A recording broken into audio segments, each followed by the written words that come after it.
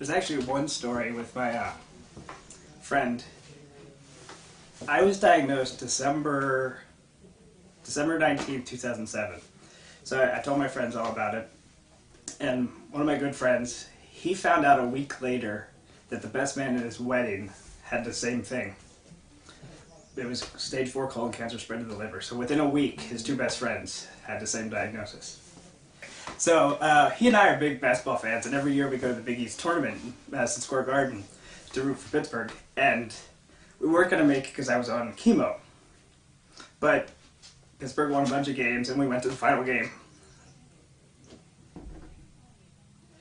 And it was weird because while we were up there, the next day when it was over, we were leaving the hotel, and he had to leave earlier than I did. So I could see him tearing up, and I'm like, dude, do I look this? I'm thinking to myself, do I look this bad on chemo? I know I'm looking weak and pale and everything. So anyway, he had left, and over the summer was his 20-year high school reunion, so I asked if his friend made it back to the reunion, and he's like, I didn't want to tell you, but back in February he had passed away. So we were hanging out like 3 weeks after the other guy died. He never wanted to tell me because he didn't want me to have any doubt, and I'm thankful for that. The colon club I had actually found out about because a guy in my office at work was in the Colondar a few years back. So I had always had Crohn's disease, and I actually had a bowel resection that was benign years ago, so we had the same scars. And I'm like, oh, well, that's cool. I could be in the calendar too. He's like, no, you have to have colon cancer. I'm like, oh, well, darn the luck. And then I moved into his old cube, and I got colon cancer. So I don't know if they're going to retire the cube, but they might. When I was diagnosed in December, I started chemo in January, and there were two things I said I was going to do. I was going to play in my softball tournament, which was going to be in August, and I told people I was going to make the Colondar. And it motivated me to work out. Like, both things made me have to lift weights and run and try to stay active. And I heard a statistic that colon cancer survival rate is 23 times higher if you are exercising regularly. So people were saying to me after the fact, they're like, how I was on chemo and I couldn't even get off the couch and you were out there running. And I was like, well, I didn't do it every day, but I made sure I did as much as possible.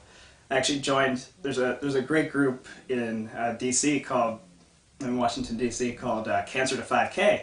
So I joined a group, and it's all cancer survivors of any kind of cancer that want to run a 5K, and they'll give you the training with a coach.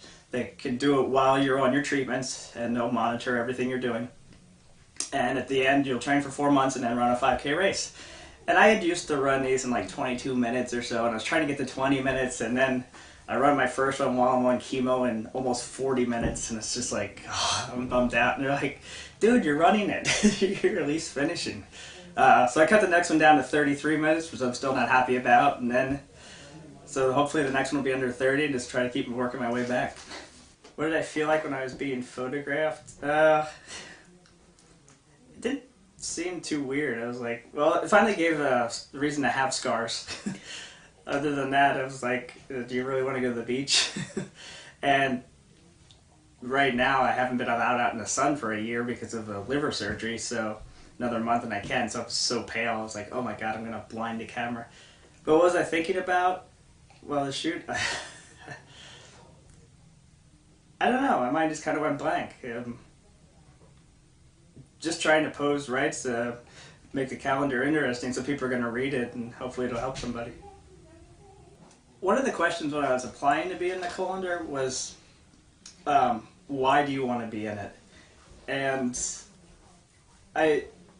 one of the things is, not being misdiagnosed, but not knowing you have a problem, because I had Crohn's disease, I had the same symptoms. And I just want people to be aware that if you're having these symptoms and you also have something else, like colitis or Crohn's or anything, it could be there, and you just have to be checked regularly because you're not going to notice the different signs or symptoms because they're going to be identical. And it can come on at any time.